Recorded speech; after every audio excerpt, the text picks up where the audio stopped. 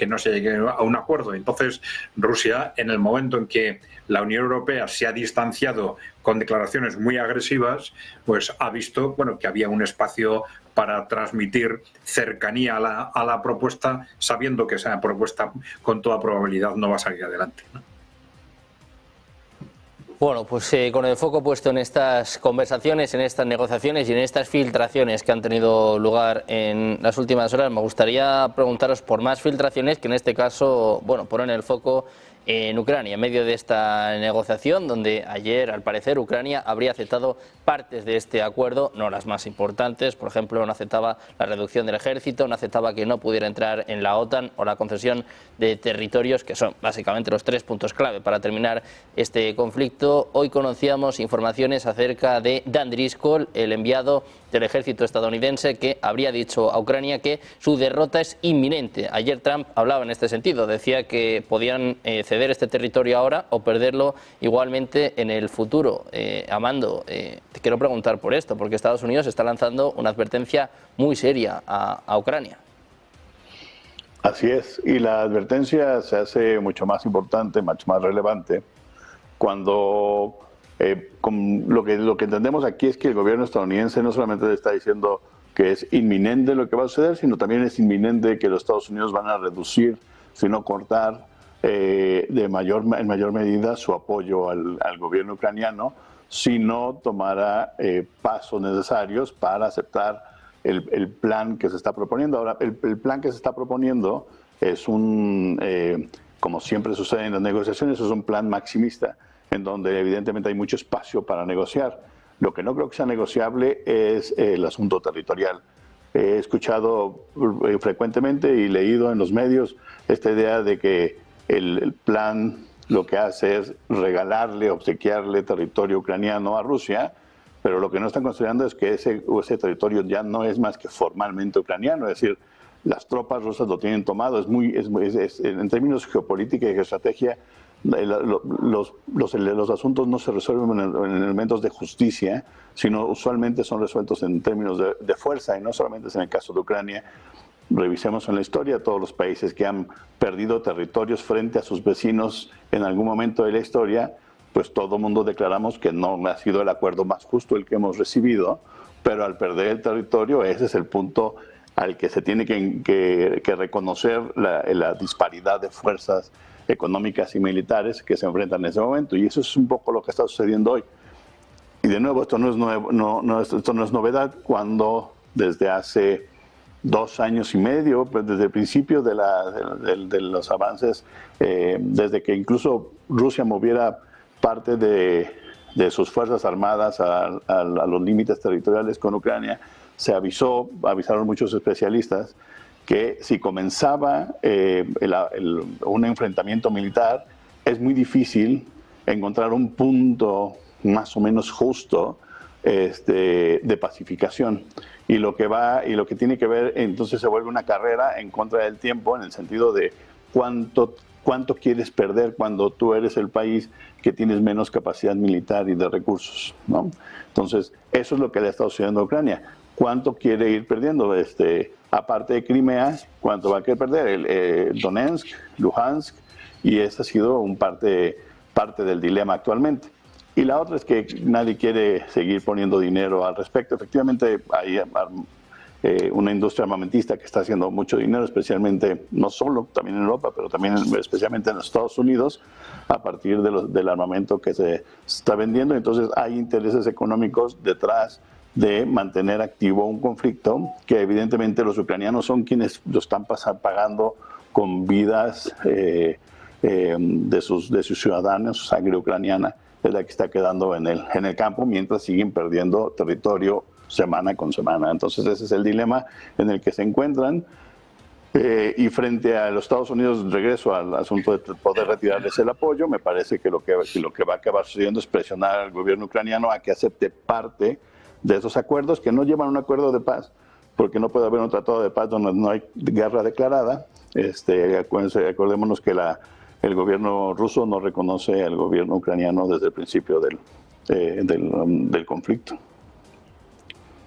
Bueno, pues en un momento, en unas semanas que vienen marcadas por la caída de Kupiansk, con soldados rusos, con tropas rusas que ya han entrado también en Pokrovsk, ahora de que tienen cerca del 80% conquistado. Bueno, pues el jefe del ejército de Estados Unidos daba este baño de realidad a Ucrania. Jesús, te quiero preguntar por ello, si de verdad estamos cerca de una derrota inminente y si, teniendo esto en cuenta, es posible alcanzar un acuerdo de paz. Básicamente, si a Rusia le interesa firmar un acuerdo ahora, si Estados Unidos incluso lanza esto el mensaje, ¿no? Si realmente está tan cerca una derrota de Ucrania. Sí, mira, yo complementando un poco lo que ya decía Amando, y estoy de acuerdo en lo que señaló él,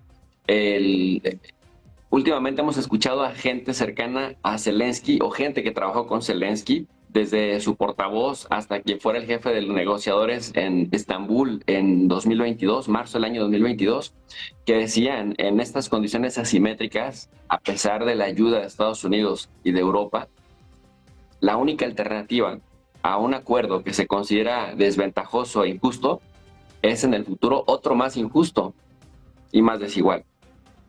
Aquí entonces la pregunta es, ¿cuánta Ucrania le va a quedar a Zelensky y a la gente que impulsa a Zelensky para negociar? Porque es que además se habla de negociar cuando no hay condiciones, no están en condiciones para negociar.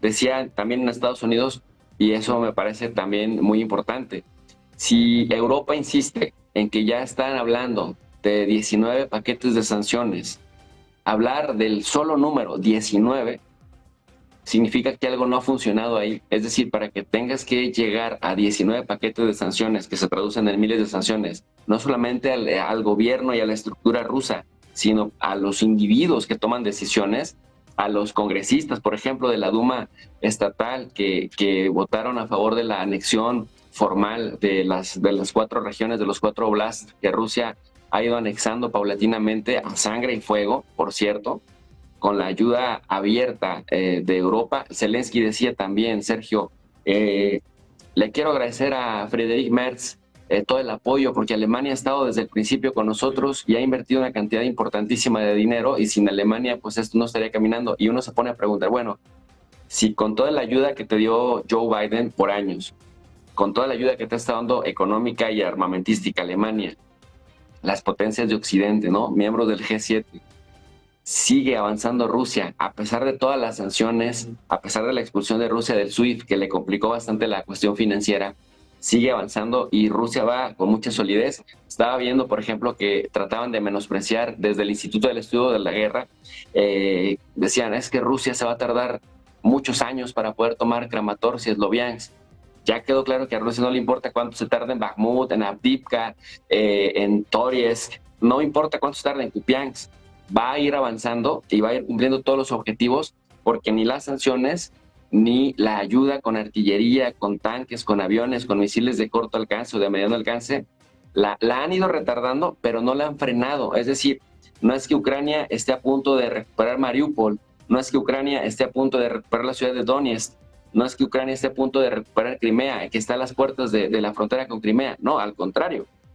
Progresivamente, cuando uno ve el mapa y luego intentan, bajo una especie de redacción de las líneas editoriales de la prensa europea, de Bild, Axios, la misma BBC, lo veía en Deutsche Welle alemana, decían, es que Rusia este año se ha tardado muchísimo, solo ha podido conquistar el 1% de lo que esperaba.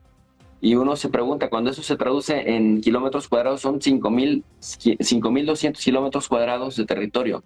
O sea, esa es la quinta parte del Estado de Israel, por ejemplo, o una tercera parte del Líbano. O sea, estamos hablando de que de cualquier forma, aunque están retrasando el avance ruso, Rusia sigue avanzando, y por donde están pasando, bueno, sí están quedando con panoramas bastante deprimentes las ciudades y los pueblos y las aldeas ucranianas. ¿Esto qué significa?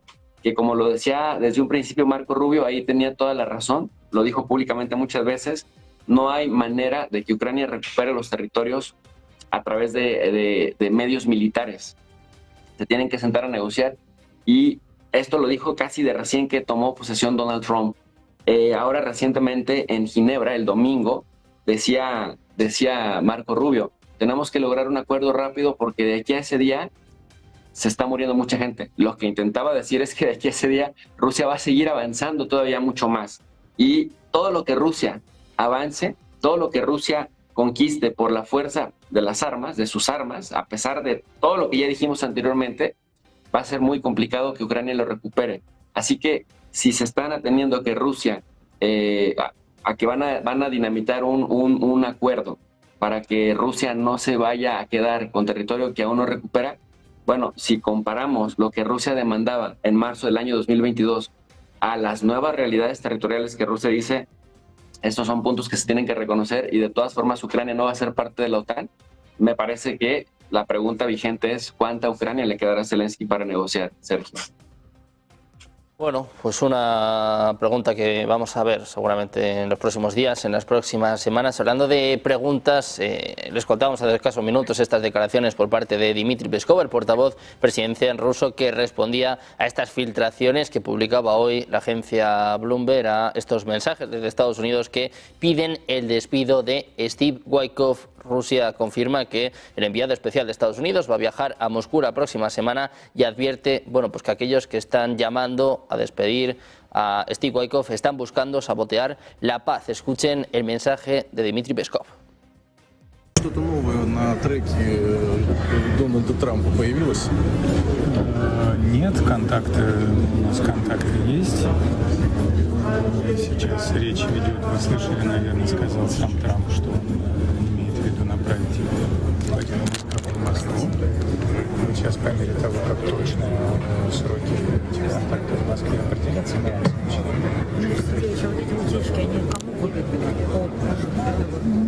Вы знаете, на самом деле я бы не преувеличивал значение, первое, но то, что будет очень большое количество людей в разных странах, включая Соединенные Штаты, которые будут пытаться сорвать вот эти тенденции на выход в мирное русло, однозначно таких людей будет. Дмитрий Сергеевич, ну вы, получается, еще никогда не были настолько близки к мирному соглашению, как сейчас? Пока, подождите, пока преждевременно так говорить.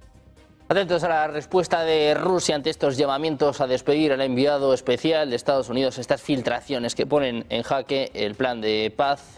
Vamos a seguir hablando de filtraciones, Adrián, y quiero saber qué opinas de estas informaciones que dicen que Estados Unidos le ha dicho a Ucrania que la derrota es inminente. Dice que, bueno, también la ayuda de su ejército no se puede mantener en el tiempo. Bueno, yo creo que Jesús ha descrito muy bien cuál es la situación de Ucrania en este momento, ¿no? Vamos a ver, la cuestión de fondo es, desde el punto de vista de la evolución en el frente de batalla, que estamos ante una guerra de desgaste, ¿no? Entonces, en el fondo, Rusia tiene ganada esa guerra de desgaste ya desde el año 2023, hace 2 años, ¿no? Entonces, ya entonces estaba claro que, salvo que hubiera un cataclismo, que Europa lo ha buscado a través de una escalada para intentar convertir el conflicto en una guerra europea o mundial, pues salvo que hubiera un cataclismo de ese tipo, pues que Rusia antes o después iba a ganar la guerra. También en este momento lo que vemos es que efectivamente simplemente esperar, prolongar las negociaciones, pues significará que Rusia continuará avanzando y que Ucrania previsiblemente va a llegar a las negociaciones en un contexto cada vez peor. Que unas negociaciones que solo pueden terminar con una capitulación o rendición, lógicamente, porque Rusia no va a entregar en una negociación lo que ha ganado en el campo de batalla, ¿no? Aquí el problema es Europa, ¿no? El problema es que Europa no le importa demasiado lo que suceda con Ucrania. Quiere que Ucrania aguante, como se ha dicho tradicionalmente, hasta el último ucraniano. Porque la estrategia de estas potencias europeas en este momento tan belicistas es no aceptar de ninguna forma una victoria rusa en Ucrania, porque tienen miedo a las repercusiones político-ideológicas de esta victoria en el conjunto de Europa. Y entonces, para hacer esto eficaz, para conseguir que Rusia no gane, durante 2 años han estado intentando esa escalada y ahora parece que su estrategia, la única estrategia que están encontrando es ganar tiempo. Ganar tiempo intentando prolongar el conflicto todo lo posible para quizás enganchar con un nuevo contexto político en Estados Unidos, quizás después de las elecciones de noviembre o incluso, si es posible, después de las siguientes elecciones presidenciales dentro de 3 años. ¿Por qué? Pues porque en ese nuevo contexto sí esperarían quizás contar con el apoyo militar de Estados Unidos para emprender esa gran guerra en la que están pensando como única salida, ¿no?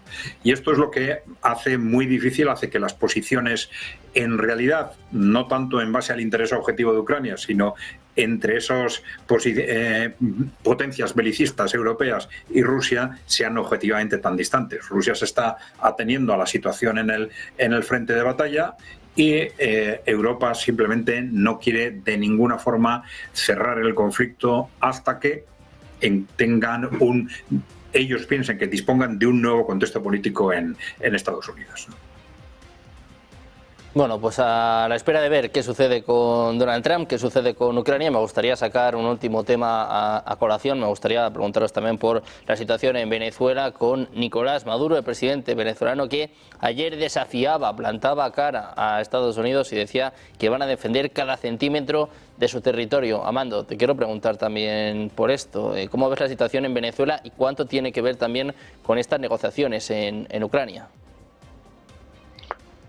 Yo no estoy seguro de que tenga que ver con las negociaciones en Ucrania, más que en el sentido en el que lo decía el doctor López Almejo, que con respecto a tratar de cerrar un frente para entrar en otro de lleno, pero el caso venezolano es un